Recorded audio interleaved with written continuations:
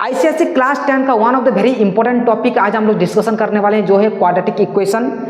Quadratic equation होता क्या है, हम लोग बहुत जीरो लेवल से स्टार्ट करके बहुत अच्छे से हम लोग इस चीज को समझने वाले हैं। सो स्टार्ट करते हैं। क्वाड्रेटिक इक्वेशन बेसिकली है क्या? देखो यहाँ पे बात कर रहे हैं क्वाड्रेटिक इक्वेशन। क्वाड्रेटिक का मतलब होता है जब वेरिएबल की हाईएस्ट डिग्री 2 हो। एग्जांपल मैं देता हूं, पहले एग्जांपल आप लोगों को एग्जांपल जानना जरूरी है। जैसे कि मैं एग्जांपल ऐसे स्टार्ट कर रहा हूं, 2x² + 5x + 3 = 0। ये बोलूंगा मैं एक क्वाड्रेटिक इक्वेशन है। क्यों क्वाड्रेटिक इक्वेशन है? क्योंकि भाई साहब यहाँ पे x का डिग्री 1 भी है और x का डिग्री 2 भी है। तो क्वाड्रेटिक का मतलब होता है कि जब x का डिग्री 2 हो जाए, x का हाईएस्ट डिग्री जहां पे 2 हो जाएगा उसको बोलते हैं हम लोग क्वाड्रेटिक इक्वेशन बोलते हैं। तो जब भी क्वाड्रेटिक इक्वेशन को सॉल्व किया जाता है ना, तो इसीलिए आपको जानना जरूरी है पहले तो स्टैंडर्ड फॉर्म। आप बोलो सर स्टैंडर्ड फॉर्म होता क्या है? मैं बताने वाला हूं अभी कि स्टैंडर्ड फॉर्म बेसिकली है क्या। स्टैंडर्ड फॉर्म का मतलब है दिखता कैसे होगा ये चीज। इक्वेशन का मतलब क्या है? जब इक्वल टू समथिंग लगा होता है उसको इक्वेशन बोलते हैं। तो स्टैंडर्ड फॉर्म का मतलब क्या है कि कोई भी क्वाड्रेटिक इक्वेशन भाई साहब ऐसे दिखता होगा, कोई भी क्वाड्रेटिक इक्वेशन ऐसे दिखता होगा। आप बोलो इसका मतलब क्या है? देखो x यहाँ पे वेरिएबल है, x क्या है यहाँ पे वेरिएबल है, ध्यान रहा करें। x क्या है? वेरिएबल है। a b c क्या है? a b c belongs to real number. कोई नंबर है भाई साहब, यहाँ पे a b c कोई नंबर होगा। ये a b c यहाँ पे वेरिएबल नहीं है, इसलिए आपको बता रहा हूँ यहाँ पे a b c एक रियल नंबर। √2 हो सकता है, 2 हो सकता है, माइनस हो सकता है, प्लस हो सकता है, कोई भी एक नंबर होगा यहाँ पे। और a कभी भी 0 के बराबर नहीं होना चाहिए। अब a क्या, इस कैसी बात बोलते हैं a 0 नहीं होना चाहिए? मतलब अगर मान लो मैं a को 0 कर दिया, a को अगर मैं 0 कर दिया तो ये पूरा टर्म क्या हो जाएगा? देखो a को मैं 0 कर रहा तो क्या होता है? 0 × x² + bx + c = 0। तो 0 × x² क्या आ जाएगा? ये पूरा टर्म तो 0 ही आ जाएगा, तो इसको लिखने की जरूरत नहीं पड़ता, ये तो पूरा 0 हो गया। तो बचा क्या? ये बचा भाई। मैं कौन सा टॉपिक बात कर रहा हूँ? क्वाड्रेटिक इक्वेशन की। a अगर 0 कर दिया तो मैं तो क्वाड्रेटिक इक्वेशन की बात ही नहीं कर रहा हूँ। फिर मैं यहाँ पे क्वाड्रेटिक इक्वेशन की बात ही नहीं कर रहा हूँ, इसलिए a 0 नहीं होना चाहिए, बाकी सब कुछ 0 होने से चलेगा। जैसे कि ये वाले इक्वेशन में देखो तो a कितना है? यहाँ पे a देखोगे तो कितना है? 2 है। हमेशा साइन के साथ लेके चलना। b कितना है? 5 है। b कितना है? 5 है। और यहाँ पे c कितना है? 3 है। अगर -3 होता तो मैं -3 लगता है, ऐसे लिखा जाता है a b c क्या है? कोई कांस्टेंट नंबर होता है, c एक कांस्टेंट नंबर होता है। b x की जो कोफिशिएंट होता है उसको बोलते हैं b बोलते हैं, और a को बोलते हैं x² के कोफिशिएंट को क्या बोलते हैं? दैट इज कॉल्ड a बोलते हैं। यहां तक तो समझ में आ गया होगा। जैसे कि मैं लिखा यहाँ पे, सपोज मैं एक इक्वेशन लिखा 5x² - 3x - 2 = मैं 0 लिखा। यहाँ पे a कितना होगा? 5 होगा। b कितना होगा? -3 होगा। c कितना होगा? -2 होगा। ऐसे लिखा जाता है क्वाड्रेटिक इक्वेशन को, ऐसे इस फॉर्म में लिखा जाता है। सो आपकी बुक में क्वाड्रेटिक इक्वेशन को सॉल्व करने का बहुत सारे तरीका है। बहुत सारे तरीका मतलब 2 तरीका दिया गया है। एक होता है फैक्टराइजेशन मेथड और एक होता है कौन सा? Direct formula. तो दोनों मेथड को मैं समझाऊंगा अभी। तो एक एक करके 2 मेथड को बहुत अच्छे से हम लोग अभी समझ लेते हैं। क्या बोल रहा है? Solve it factorisation method. कौन सा मेथड में सॉल्व करना? आपको क्या करना है, जब भी इसको फैक्टराइजेशन मेथड भी बोल सकते हैं या फिर स्प्लिटिंग द मिडिल टर्म भी बोलते हैं। कैसे काम करता है ये? कैसे काम करेगा भाई साहब? देखो यहाँ पे x² की जो कोफिशिएंट होता है और जो कांस्टेंट नंबर होता है, इन दोनों को मल्टीप्लाई करते हैं। पहला स्टेप, इन दोनों को मल्टीप्लाई करो। 2 × 3 कितना आया? 6। और मिडिल टर्म कितना दिया है? +5 दिया है। साइन के साथ लेके चलना है। अभी आप लोगों को क्या करना है, ऐसे 2 नंबर सोचना है जो कि मल्टीप्लाई करने से 2 नंबर को 6 आएगा, और उस 2 नंबर को प्लस करो या फिर माइनस करो, 5 के बराबर आना चाहिए, +5 के बराबर। तो 2 नंबर क्या है? अभी तो इजी हो गया। वो 2 नंबर होगा 2 और 3। देखो तो इन दोनों को मैं प्लस करूंगा तो कितना आएगा? +5 आएगा। और इन 2 नंबर को मल्टीप्लाई करूंगा तो कितना आया? 6 आ रहा है कि नहीं आ रहा है? तो 2 नंबर क्या हुआ? +2 और +3 आया। बस इसकी जगह मैं +2 और +3 लिख दूंगा। इसको मैं मिटा दे रहा हूं। तो क्या 2 नंबर आया? याद रखना, +2 और +3 आया। अगर आपको फैक्टराइजेशन मेथड नहीं आता है ना, तो एक बार कमेंट करके बता दो। बहुत इजी वे में, चाहे जितना बड़ा भी नंबर हो, आपको बहुत इजीली सॉल्व कर सकते हो। अगर नहीं आता है फैक्टराइजेशन मेथड, आप मेरे को कमेंट सेक्शन में कमेंट कर सकते हो, मैं बता दूंगा, उसको अलग सा वीडियो ले आऊंगा। सो आप लोग देख सकते हो यहाँ पे मैं लिखूंगा 2x², 2 नंबर क्या आया था +2 और +3 आया था। तो ये जो +5x दिया है ना यार, इसकी जगह मैं क्या लिखूंगा +2x +3x लिख दूंगा यहाँ पे, बस +2x +3x। बाकी जो नंबर जैसा है मैं ऐसे लिख दिया, 2x को 2x² लिखा, +3 को +3 लिखा, 5x का मैं क्या लिखा +2x और +3x लिख दिया। आया समझ में? अब इन दोनों में कॉमन ले जाऊंगा, क्या ले जाऊंगा कॉमन ले जाऊंगा। कॉमन का मतलब जो दोनों में होगा उसको कॉमन बोलते हैं। यहाँ पे भी 2x है, यहाँ पे भी 2x है, तो कॉमन कितना जाएगा 2x, तो बचा कितना x + 1। इन दोनों में कॉमन क्या जाएगा 3 कॉमन जाएगा, तो बचा कितना x + 1 इक्वल टू कितना हो गया 0। देखो कॉमन लेना भी अगर आप लोगों को नहीं आता उसके भी आप कॉमेंट सेक्शन में कमेंट कर सकते हो, मैं बताने के लिए तैयार हूँ। अब यहाँ पे देखो यहाँ पे भी x + 1 है, x + 1 है, तो कॉमन जाएगा x + 1 और बचा कितना 2x + 3 इक्वल टू 0। अभी देखो अभी हम लोग जीरो प्रोडक्ट रूल यूज करेंगे, इसके साथ एक बार हम लोग जीरो के साथ इक्वेट करेंगे तो कितना आ जाएगा x + 1 equal to 0 and 2x + 3 और 2x + 3 इक्वल टू कितना हो गया 0 हो गया। सो देखो यहाँ पे देख सकते हो x + 1 इक्वल टू 0 है और 2x + 3 इक्वल टू भी 0 है, तो x का वैल्यू कितना आया -1 आ गया। यहाँ पे x का वैल्यू कितना आ गया +1 को इधर भेज दिया तो -1 आ गया, और यहाँ पे 2x इक्वल कितना निकला +3 को इधर भेजो -3 और x का वैल्यू कितना आ गया -3/2 आ गया।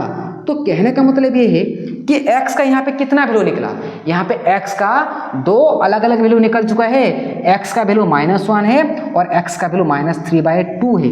इसका मतलब क्या है पता है आप लोगों को? इसका मतलब ये बोल रहा है कि जो x का 2 अलग अलग वैल्यू निकला ना, इसको बोलते हैं उसका जीरोज। क्या बोलते हैं? इसको नाम हो जाता है जीरोज, ठीक है। इसको बोलते हैं सॉल्यूशन, जीरो बोल सकते हो, सॉल्यूशन बोल सकते हो, या फिर इसका दूसरा नाम भी होता है रूट्स।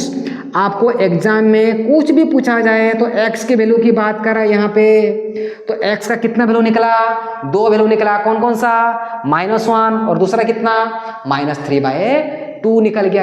इसको इसका नाम क्या दिया जाता है? जो x का 2 अलग अलग वैल्यू निकाल चुके हैं इसका नाम बोलते हैं जीरोज भी बोलते हैं, बुक में कभी सॉल्यूशन भी बोलते हैं या फिर इसको रूट्स भी बोलते हैं। अब एक क्या बोलना चाह रहा होगा, इस वैल्यू का मतलब क्या है? इस वैल्यू का मतलब यह होता है कि अगर मैं x के जगह अगर -1 पुट कर दूंगा तो वैल्यू 0 के बराबर आएगा, या फिर x के जगह -3/2 अगर मैं पुट कर दूंगा तो वैल्यू 0 के बराबर आएगा। भरोसा नहीं हो रहा है? मेरे बात पे भरोसा नहीं हो रहा है? देखो सॉल्व करके देखते हैं।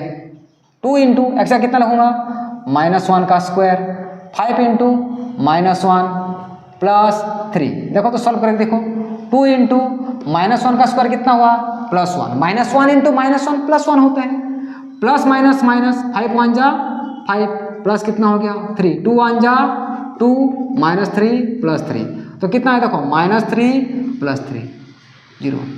अभी तो भरोसा कर सकते हो, ठीक है। ऐसे ही -3/2 पुट भी कर दूंगा तो क्या निकलेगा 0 निकलेगा। तो तुम्हारा एग्जाम में क्या सवाल पूछता है पता है? आपको दिया जाएगा x = 2, x का वैल्यू यहाँ पे -1 निकल गया, हमको पता चल गया, और x का वैल्यू कितना निकल चुका -3/2 निकल चुका है। मतलब यहाँ पे x को सेटिस्फाई करने के लिए इस दुनिया में बस 2 वैल्यू है। कौन कौन सा वैल्यू है? -1 और -3/2 ही है। लेकिन एग्जाम में तुम लोगों को पूछा जाता है, क्या पूछा जाता है कि -2 क्या इसका जीरोज है, क्या इसका सॉल्यूशन होगा, क्या इसका रूट्स होगा, -5 क्या इसका रूट्स होगा, क्या 0 के बराबर होगा? नहीं होगा। अगर 0 के बराबर नहीं निकलेगा उसका आंसर तो उसका रूट्स नहीं निकलेगा, इसका सॉल्यूशन नहीं निकलेगा। समझ में आया? और एक क्वेश्चन को हम लोग सॉल्व करके देखें। Square +1 - 4x।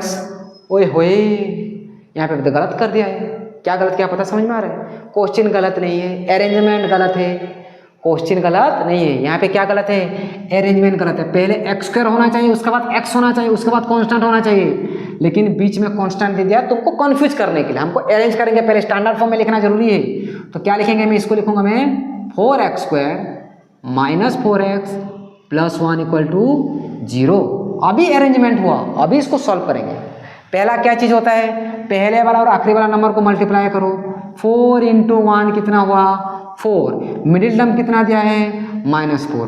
2 नंबर ऐसे सोचो, मल्टीप्लाई करने से 4 होगा, और उस 2 नंबर को चाहे तुम लोग एडिशन करो या फिर सब्ट्रैक्शन करो, -4 होना चाहिए। तो इस दुनिया में कौन सा नंबर है, चलो मैं इस नंबर को डिटेल्स में एक बार समझाता हूँ। कौन कौन सा नंबर को मल्टीप्लाई करने से 4 आता है पहले समझ लो। कौन कौन सा नंबर को मल्टीप्लाई करने से 4 आता है? 1 4 जा 4 होता है, 2 2 जा 4 होता है। बस इस दुनिया में 2 पेयर ही ऐसा है जो कि इस वैल्यू को सेटिस्फाई कर रहा है, 4। ठीक है, अब मेरे को कितना चाहिए? -4 चाहिए। 4 + 1 कितना हो रहा है? 5 हो रहा है। 4 - 1 कितना हो रहा है? 3 आ रहा है। मेरे को 4 का तो यहाँ पे दूर दूर तक कोई नाम निशान नहीं आ रहा है। 2 - 2 कितना आ रहा है? 0। 2 + 2 कितना हो रहा है? 4। हाँ भाई साहब, 2 और 2 आ रहा है, जो यहाँ पे 2 और 2 आ रहा है, 2 और 2 आ रहा है। अब मेरे को क्या चाहिए? मेरे को -4 चाहिए। अगर मान लो इसको मैं +2 और +2 कर दूंगा तो कितना आता? ये +4 आता। लेकिन मेरे को +4 से मतलब नहीं है, मेरे को -4 आना चाहिए। और एक कंडीशन भी है मेरे को, माइनस माइनस प्लस, तो कितना आ गया यहाँ पे? -4। तो मेरे को 2 नंबर मिल चुका। कौन कौन सा? -2 एंड -2। 2 नंबर क्या है? -2 एंड -2। देखो इसको सॉल्व करते हैं। 2 नंबर आ चुका है, -2 एंड -2। बस काम खत्म हो गया। अभी क्या करना है? इसको सॉल्व करो भाई। 4x² -2x 2x + 1 = कितना हो गया? 0 हो गया। बस मैं पहला नंबर को पहला वाला लिखा, पहला वाला नंबर से लास्ट वाला को लास्ट वाला लिखा, और बीच वाला को क्या कर दिया? स्प्लिट कर दिया। अब देखो इन दोनों में कॉमन ले जाओ। कॉमन लेना, दोनों में क्या है? यहाँ पे 4 है, यहाँ पे 2 है। 2 के डबल में 4 आता है कि नहीं आता? आता। तो 2 कॉमन जाएगा। 2 कॉमन किया। x² है, यहाँ पे x है, तो एक x कॉमन जाएगा। तो बचा कितना? 2x - 1, क्योंकि 2x तो पूरा चला गया, तो बचा कितना? 1 बचेगा। इन दोनों में कॉमन क्या जाएगा? 1। तो बचा कितना? 2x - 1 = कितना हो गया? 0। तो यहाँ पे भी 2x - 1, यहाँ पे भी 2x - 1। हमेशा दोनों ब्रैकेट सेम होता है एग्जैक्टली। अगर गलत हो गया, इधर उधर हो गया, तो समझ लेना तुम्हारा ऊपर में कहीं मिस्टेक करके आ रहे हो, ये गलती नहीं करना है। तो बचा कितना? एक बचा 2x - 1 बचा, और दूसरा कितना बचा? 2x - 1 = कितना हो गया? 0। सेम चीज अभी क्या करना है? 2x - 1 = 0, और एक बार 2x - 1 = 0। अभी देखो x का वैल्यू, x से मेरे को मतलब है 2x = 1, और यहाँ पे भी क्या हो गया भाई साहब? 2x = 1, -1 को इधर भेजा यार, है ना? अब देखो तो x = कितना निकल गया? 1/2। x का वैल्यू कितना निकल गया? 1/2। और यहाँ पे भी x का वैल्यू कितना निकल गया? 1। ओहो भाई साहब, x का दोनों सेम वैल्यू निकल गया। यहाँ पे x का वैल्यू सेम निकल गया। इसके भी नीचे भी रीजन है, आगे जाकर हम लोग समझेंगे क्यों रीजन है, x का वैल्यू दोनों सेम क्यों निकला। तो x के जगह अगर मान लो 1/2 रख दूंगा, तो इस वैल्यू किसके बराबर हो जाएगा? 0 के बराबर हो जाएगा। क्या मेरा बात क्लियर हो? 1/2 और 1 दोनों दो रूट क्या है? दोनों रूट यहाँ पे सेम है। सॉल्यूशन बोलो, रूट बोलो, या फिर और एक नाम क्या दिया था मैं? जीरोज बोलो। आपको जो पसंद है उस नाम से आप उसको बुला सकते हो, या फिर क्वेश्चन में जिस हिसाब से दिया जाएगा आप उस हिसाब से आप लोग कर सकते हो। क्या मेरा बात क्लियर हो रहा है आप लोगों को? तो ये 2 क्वेश्चन था। मैं आप लोगों को तो नेक्स्ट वीडियो में इससे रिलेटेड बहुत अच्छा क्वेश्चन तुमको बताने वाला हूँ, बहुत डिटेल्स में समझाने वाला हूँ इस चैप्टर को।